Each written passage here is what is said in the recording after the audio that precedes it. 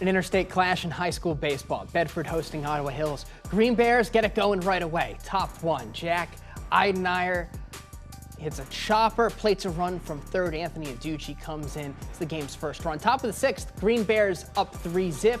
Charles Merrill sends it flying into right. Nash Barnes hustles in, makes it 4-zip Ottawa Hills. Bedford, though, battles back in the home half. Nolan Laskley chops it to short. The throw not in time. One more throw over to third. That one gets away. Connor Cambino escapes into home, puts the Mules on the board, so the deficit down to 4-1. They're threatening in the seventh. 4-2, bases loaded. Sebastian Stevens shut it down. 13th K of the day is the icing on the cake.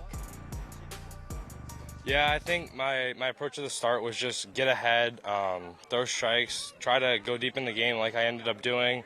That's important for our pitching staff, just get ahead, get ahead, get ahead. I mean, we preach that with our pitching staff, and I think I did that today, and that helped me a lot. Yeah, I mean, we have a big week coming up. I think we play 5-6 games, so I mean, me being able to go the whole game helps the pitching, and it really just helped us get on a roll. I mean, Whiteford Monday, we just got to do what we can to win by any means.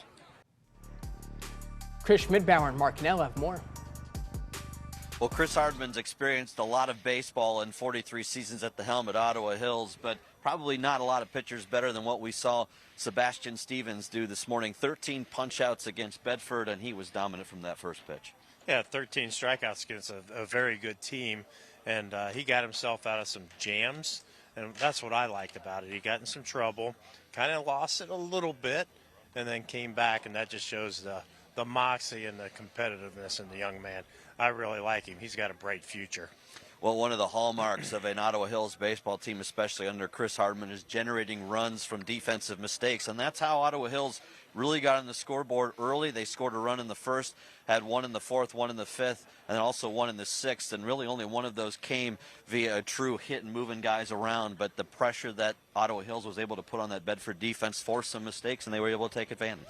Yeah, they minimized the strikeouts. They put the ball in play. I don't even know if they had a strikeout for sure, but they minimized it. They put it in play.